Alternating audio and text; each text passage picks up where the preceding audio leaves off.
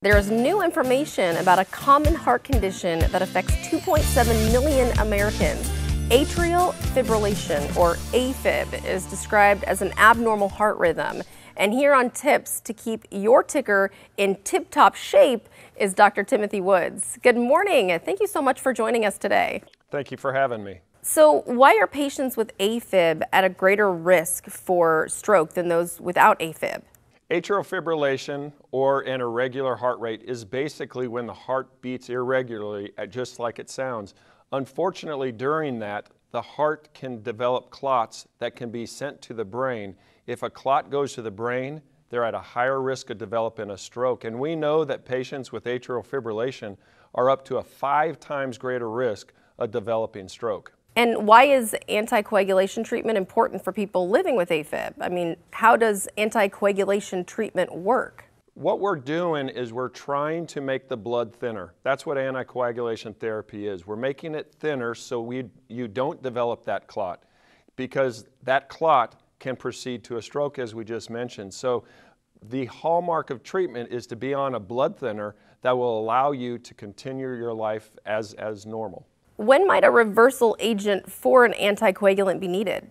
Unfortunately, patients have accidents. Unfortunately, patients have falls, and maybe even need emergent surgery. That's where I come in. I'm a trauma surgeon, and I take care of patients on a daily basis who have that need to go to the operating room emergently. If you are on a blood thinner or on an anticoagulant, we should be able to reverse that quickly. Unfortunately, there's only one medication on the market that has that immediate reversal, and that reversal agent is called Praxbind, and it's specific to a medication called Praxbind. The other medications can be reversed, but not in that immediacy way that is oftentimes very integral to a patient's outcome. Do these treatments have reversal agents available? Unfortunately, specific, no, and the Praxbind has that Praxbind, and that's the only agent.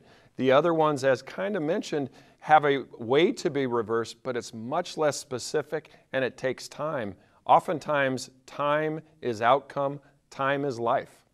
How do reversal agents work? They really go right to the root of how the medications work. Praxbind goes specifically to that agent and pulls it out of the bloodstream, therefore letting the body clot in a normal fashion. And that's what I want. I just want a patient who can clot normally as a trauma surgeon. I don't want them to be too thin. I don't want them to be too thick, if you will. I want them to be just right. Great information, Dr. Woods. Find out more info on this segment by logging onto our website, fox4morningblend.com.